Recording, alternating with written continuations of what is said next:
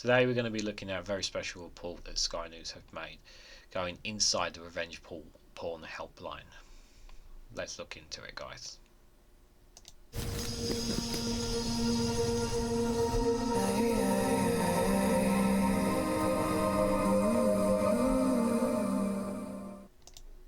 Good morning, good afternoon, good evening, wherever you are in the world. This is REGANELITE here with a much analysis, details of the breakdown of inside the Revenge Porn Helpline. This is going to be uncomfortable for me, and the reason why I'm covering this is because maybe not many people will want to cover it or maybe want to talk about it, and this one is going to take a while probably to go through. Now normally, when I start these videos, I start with my initial thoughts. We're not going to do that today. We're going to dive into it, and at some point I'm going to stop and I'm going to express my views, because I think it's better that I do that rather than make a judgment about what I think about revenge porn before saying anything else. It is a terrible thing, but I think it's better we have an understanding of just how bad it is. I think you've been the victim of sectoriation. If I can't say this word properly, I do apologise. Inside the office of the Revenge Porn Helpline, Amanda Dashwood is speaking to a distressed caller who is fallen victim to catfishing. They started bombarding you with terrifying messages beginning with "I'm going to ruin your life" or "I'm going to make this content go viral," she adds. Seduced by a scammer to using fake social media profiles, the caller sent them intimate images. Now he is threatening with those images to being leaked online if he doesn't pay up. After she gets off the call, Amanda will start gathering evidence. If the images are posted online, she will try to get them taken down. I'm not going to be playing any of the videos, but I will provide the link in the description if you want to go out of your way to watch any of the videos yourself. There is a process to follow, and while they encourage people to report to the police, often the caller's main priority is to get the images offline. He felt guilty for sharing that content in the first place, Amanda says. We tried to get across the message that you haven't done anything wrong.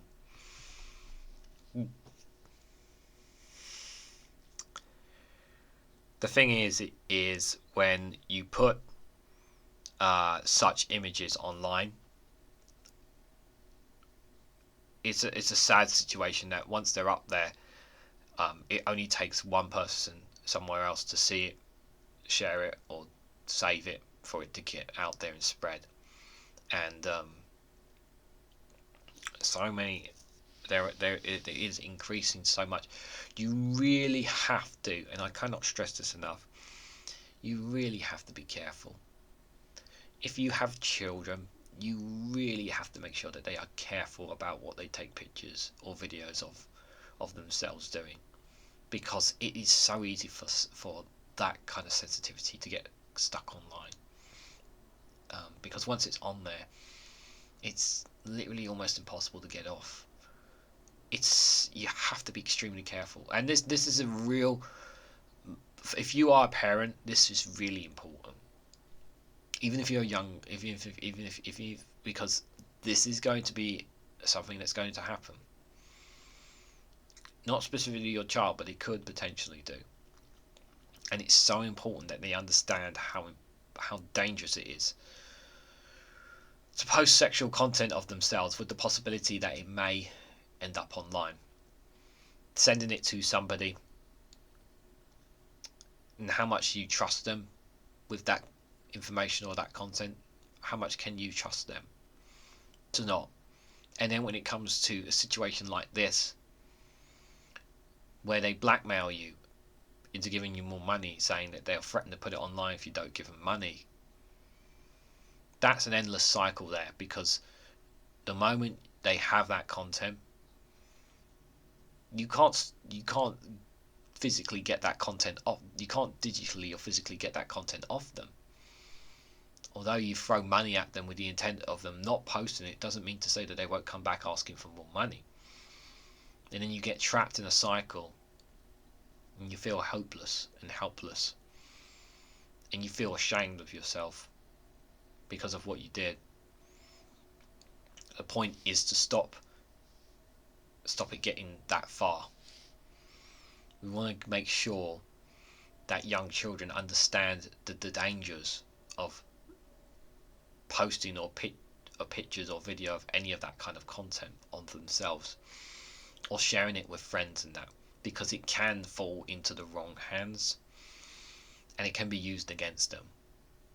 It's so important that parents and teachers teach the young ones about how dangerous this can be. Really, really is. Embarrassment, humiliation, feeling violated. These are all the emotions that callers to the helpline go through. A typical phrase should be, "I should have known better," said a caller handler, Husky Lasky. I get passionate about reminding them it isn't their fault. The helpline was set up in 2015 when revenge porn first made a crime. Since then, it has helped remove more than 300,000 intimate images and videos. The most a client has paid a scammer to take down images, Amanda says, is £30,000. This is going to continue to grow. I think it's just an important caveat. None of the names in here are going to be accurate names, just for point of view as well.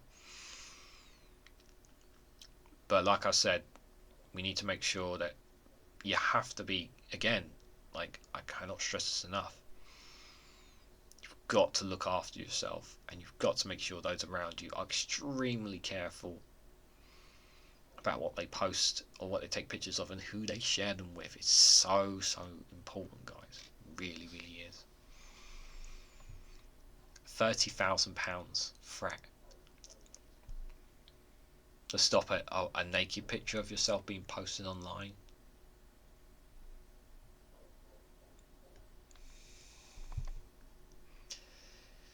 It's not so much about the money.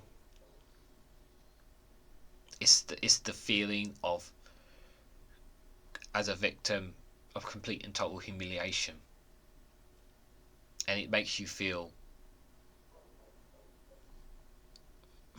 sick. It makes you feel ashamed, and it makes you feel down, and it makes you feel like nobody cares anymore.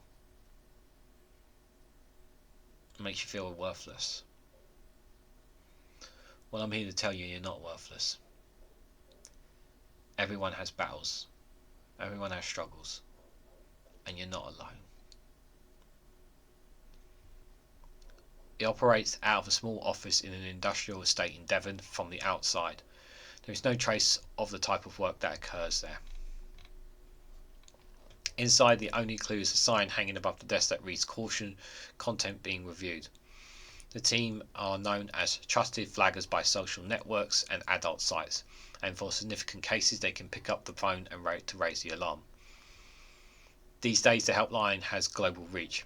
It liaisons to some of the world's largest social network and adult sites, from Facebook to OnlyFans, Pornhub and 4chan. I've had calls with people in the White House, said manager Sophie Mortimer. I've had calls from the White House, people in the White House for this kind of revenge porn. And now the number of victims they say they are helping is on the rise. So here, this is the source from Revenge Porn Helpline. From January to September 2023, the number of phone calls they've had, 3,258. On the same period, 31% up in 2022. Total reports at that same time were 10,157, and already was on 13% above 2022 in total. Sky News can reveal for the first 9 months of 2023, the number of phone calls and online reporters to the helpline was more than 10,000 already, above 2022's total of 8,924. The number of phone calls is 31% higher than the same period last year. There's not much that we haven't seen online at this point, says Haley. Often we are the first person that victims speak to. The initial reaction can have a massive impact. Revenge porn or intimate abuse usually involves someone uploading private, often sexual, online content without consent. One of the most high-profile cases involved Love Island star Georgina Harrison, whose ex-boyfriend Stephen Bear was jailed for 21 months for sharing a sex video on OnlyFans, but many cases happen out of the limelight. Britney's ex-partner filmed her in the shower without her knowledge before threatening to share the video. He was laughing, saying, "Oh, you should have heard yourself scream," but he refused to delete it, she says. Britney still lives with the threat that the footage may come out.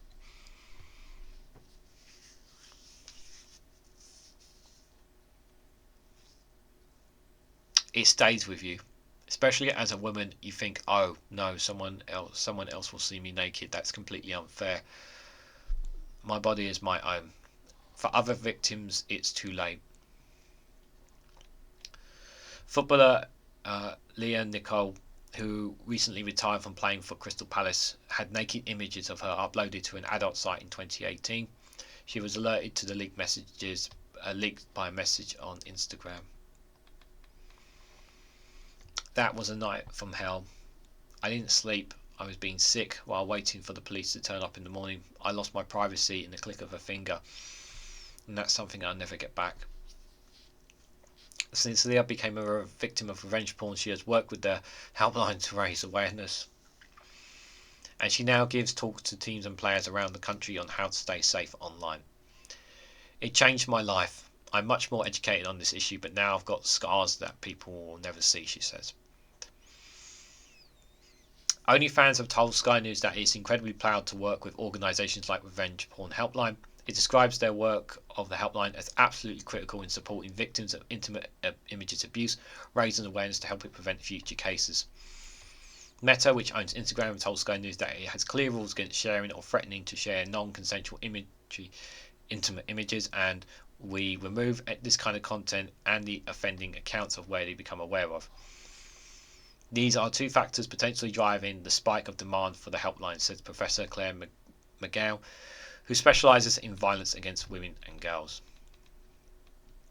Since the pandemic, we have seen greater use of smartphones and the internet, which means talking and sharing intimate videos without concern is far easier than it has ever been. But, says Professor McGinn, the presence of non-consensual porn on mainstream online porn sites is also normalising revenge porn among viewers. Non-consensual porn is there as a main genre, which means it's legitimised and normalised. It's just not recognised how harmful intimate images abuse is. This is a source from the Crown Prosecution Service. So in 2015-2016, intimate abuses against charges were 206. Intimate images abuse charges in 2022-2023 is 631. That's up over 206%. 206% increase from 2015 to 2016. So it's continually going up. The Crown Prosecution Service told Sky News that when intimate images and abuse became a crime in 2015, 206 charges reached an initial court hearing. In 2022-2023, that figure was 631, an increase of 206%. Despite the increase, charge and conviction rates are low. It's not taken seriously by police, says Professor McGann. It's often assumed that as it is online, it's not particularly harmful. Lack of police resources and training also plays a part, she adds. We've talked consistently about the poor things of police, guys. The domestic abuse charity Refuge said that just 4% of intimate images abuse cases recorded by police from January 2019 to July 2022 resulted in the alleged offender being charged or summoned or summarised. Ed Eli Butt from the charity Hope the new Online Safety Act will improve that rate. Hopes that the new Online Safety Act will improve the rate. The Act will introduce regulations for social media companies and online spaces which, if properly implemented, should make it easier for images to be removed when shared online, she said. Further, the Act has removed the need for prosecutors to prove a harmful intent of intimate image abuse cases, making it easier to convict perpetrators of this horrendous form of abuse. Back at the helpline, sifting through thousands of extreme images can take its toll.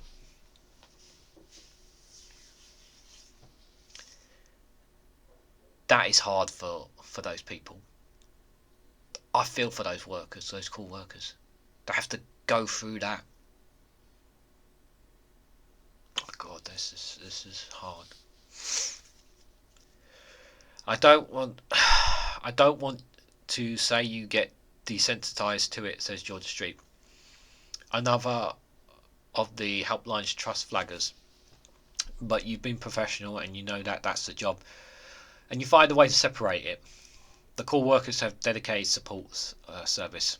I should think so. What they look at every day.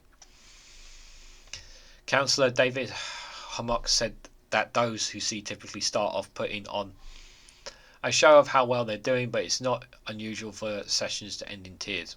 There's no scope for them being traumatised by what they view or what witness to, he adds.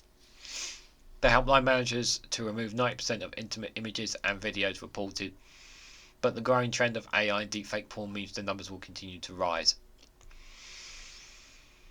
They can use that technology against people and essentially try to blackmail them.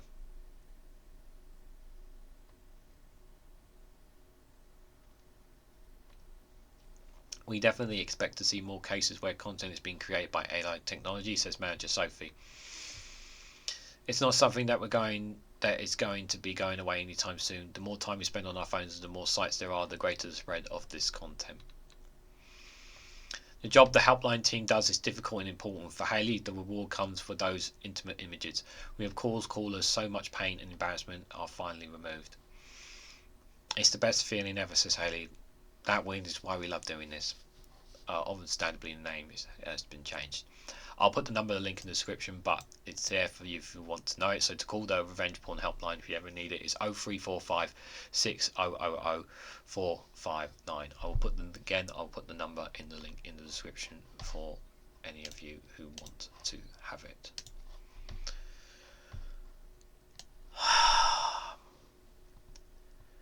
Revenge porn is so dangerous, and it's not about, like I have said, obviously I am not a woman and I will never know what it's like for a woman to be experiencing such a thing, but to say that it can't happen to a man would be foolhardy, because it is very easy for men to fall into that trap, especially with certain women online these days who use their bodies to take advantage of men, because there is that out there now, and it can be very manipulative and very dangerous.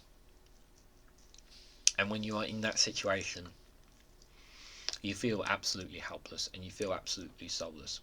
And I will say that it's okay, because, and what I mean by it's okay is that we're human beings. We mess up, we make mistakes, and it's okay to accept that we make mistakes. And whoever you are, whatever you're going through, I want you to know it's going to be alright, because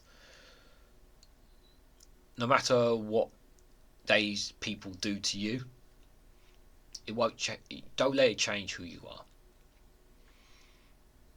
Don't let it bring you down. We all make mistakes, like I said, and just don't be afraid to call out and speak out. The number is there. Call it if you want. If you have any of this issue, call it. And if you need to talk to anyone that may come across and ends up going down mental issues and all that kind of stuff, because I've talked about it many times on my channel. I'll put links in the description if you want to check out some charities, but perhaps maybe of help to you as well. But I want to thank Skynews for bringing up this story and reminding us of this, because there's a lot of news going on out there, and it's important that we try to do everything we can to look after each other and to be there for each other. And like I said during the video, if you're a parent, make sure you take notice of this, because we have to protect our children, we have to prepare them for these things. And I hope you all learned something today from this. So what do you make of revenge porn? What do you make of what these callers have to go through, of the victims? Do you know someone who has been through it? Perhaps you yourself may have been one, but you probably don't want to talk about it. And if that's the case, that's totally alright as well. I want to thank you all very much for watching. If you want to spread and support this content out there so that people will know about it, hit the like button, share this across social media, and hit the bell notification icon so you'll be notified when I upload another video. Thank you very much for watching, and I hope to catch you all very, very soon.